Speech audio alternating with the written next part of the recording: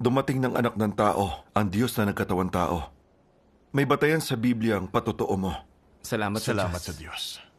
Kung gayon, ba't mo sinasabing ang makapangyarihang Diyos ang nagbalik na Panginoong Hesus? Sabi sa Biblia, si Jesucristo ay siya rin kahapon at ngayon at magpakailanman. Kung nagbalik na ang Panginoon, dapat pa rin siyang tawaging Jesus. Ba't makapangyarihang Diyos na ang pangalan niya? Oo nga. Sinasabi sa Biblia, si Jesucristo ay siya rin kahapon at ngayon at magpakailanman. Tumutukoy ito sa di nababagong disposisyon at diwa ng Diyos. Di ibig sabihin di magbabago ang pangalan niya. Tama.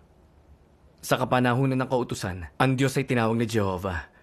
Sa kapanahunan ng biyaya, ang pangalan ng Diyos ay naging Jesus. Hindi ba't magbabago yon sa pangalan ng Diyos? Hindi ba't ang pagpapakita at gawain ng Panginoong Jesus at ang kay Jehovah iisa? Hindi ba't iisa ang Panginoong Jesus at si Jehovah? Makikita natin dito na maaaring magbago ang pangalan ng Diyos sa bawat kapanahunan. Pero ang diwa at disposisyon ng Diyos ay hindi nagbabago. Sa mga huling araw, nagpakita na ang makapangyarihang Diyos upang gumawa. Nagbago man ang pangalan ng Diyos. Makikita natin sa mga katotohanang ipinahayag niya na pareho pa rin ang disposisyon at diwa niya. Tinatawag man siyang Jehovah, Jesus o makapangyarihang Diyos. Ang Diyos ay isang Diyos at ang Espiritu ay isang Espiritu. Ang talatang ito na si Jesucristo ay siya rin kahapon at ngayon at magpakailanman ay dapat unawain sa ganitong paraan. May punto ka nga sa sinabi mo. Oo nga. May batayan ba sa Biblia para tawagin ng Diyos na makapangyarihang Diyos, ha? Siyempre meron. Nasa Biblia nagagamit ang Diyos ng bagong pangalan sa mga huling araw.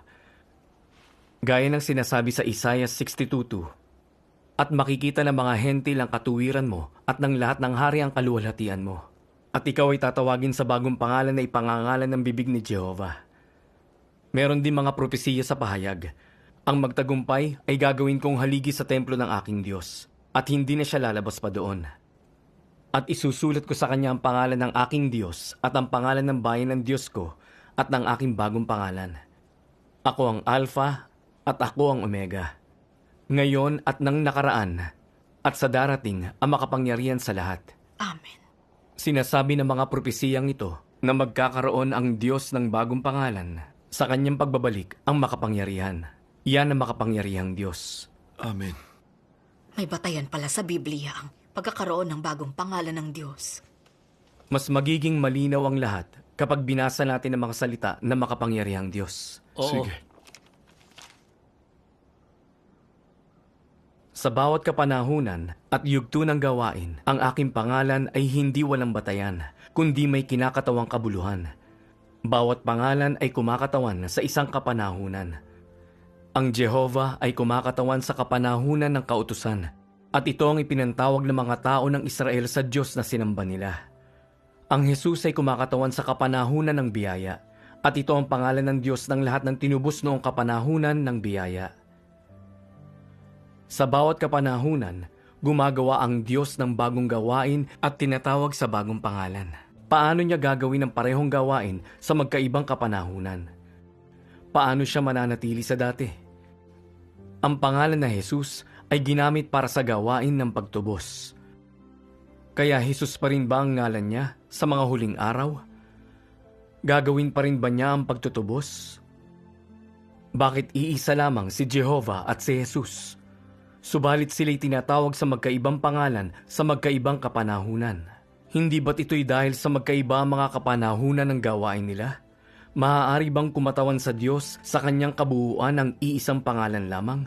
Dahil dito nararapat na tawagin ang Diyos sa ibang pangalan sa ibang kapanahunan at gamitin naman niya ang pangalan upang baguhin at katawanin ng kapanahunan. Dahil walang anumang pangalan ang maaaring ganap na kumatawan sa Diyos mismo. Bawat ngalan ay kakatawan lang sa aspeto ng disposisyon ng Diyos sa bawat kapanahunan. Ang kailangan lang nitong gawin ay kumatawan sa kanyang gawain. Sa makatuwid, maaaring mamili ang Diyos ng anumang pangalan na angkop sa kanyang disposisyon upang kumatawan sa buong kapanahunan. Amen.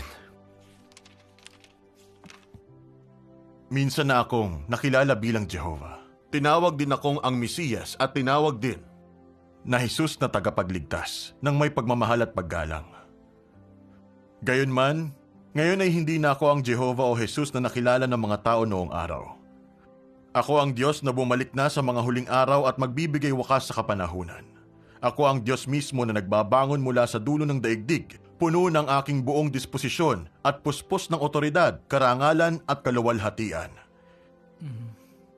Hindi nakipag-ugnayan sa akin ang mga tao. Hindi ako nakilala at walang alam tungkol sa aking disposisyon. Mula sa paglikha ng mundo hanggang ngayon, walang nakakita sa akin.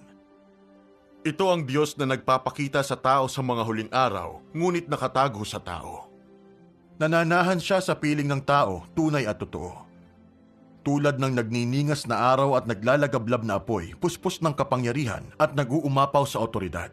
Wala ni isa mang tao o bagay na hindi hahatulan ng mga salita ko, at wala ni isa mang tao o bagay na hindi pagdadalisayin gamit ang pagliliyab ng apoy. Amen.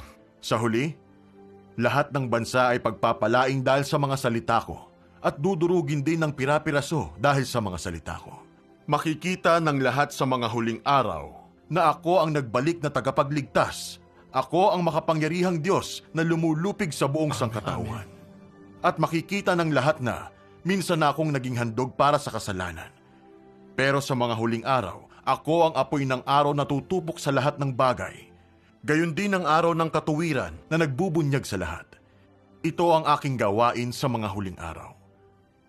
Ginamit ko ang pangalang ito at taglay ko ang disposisyong ito upang makita ng lahat ng tao na ako ay isang matuwid na Diyos. Ang nagliliyab na araw ang nagniningas na apoy at upang lahat ay sambahin ako, ang iisang tunay na Diyos. At upang makita nila ang aking tunay na mukha.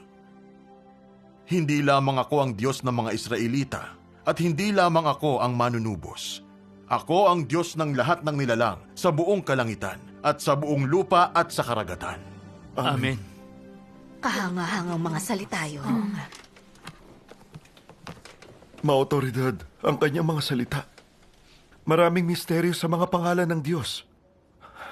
Kumakatawan ng bawat pangalan sa aspeto ng disposisyon at sa yugto ng gawain niya. Talagang hindi ko alam yun noon. Sobrang kahanga-hanga. Salamat, Panginoon. Ang paggamit ng Diyos ng iba't ibang pangalan sa iba't ibang kapanahunan ay katunayang hindi natin maitatanggi. Oo. Totoo. May iba't ibang pangalan man ng Diyos sa bawat kapanahunan at gumagawa ng iba't ibang gawain, hindi naman nagbago ang kanyang diwa at disposisyon. Iisa lamang ang Diyos at palagi siyang gumagawa at gumagabay sa tao. Sa kapanahunan ng biyaya, nagkatawang tao ang Diyos at ginawa ang pagtubo sa tao sa ilalim ng pangalang Jesus. Muli siyang nagkatawang tao sa mga huling araw bilang ang anak ng tao, nagpapakita at gumagawa sa ilalim ng pangalang makapangyarihang Diyos. Gumagamit ang makapangyarihang Diyos ng mga salita para ilantad at hatulan ng tao at para subukin at pinuhin tayo. Inililigtas niya tayo sa ating mga satanikong disposisyon at sa mga puwersa ni Satanas. Salamat sa Panginoon. Salamat Gumawa sa na ang Panginoon. makapangyarihang Diyos ng grupo ng mananagumpay. Isinuko na nila ang lahat para sundan ng Diyos at magpatotoo sa gawain niya. Oo nga. Ipinalalaganap nila ang ebanghelyo ng kaharian sa bawat sulok ng mundo. Amen. Ipinapakita ng mga katunayan na lumitaw na sa lupa ang kaharian ni Kristo. Amen. Salamat sa Panginoon. Sinasabi natin na sa mga huling araw babalik ang Panginoon para hatulan ng lahat, gantimpalaan ang mabuti at parusahan ng masama. Sinasabi mong gumagawa ng gawain na paghatol ang makapangyarihang Diyos. Mukhang natupad na ang mga propesiya ng Panginoon. Tama talaga ito. Oo nga. Salamat sa Totoo Diyos. nga ito.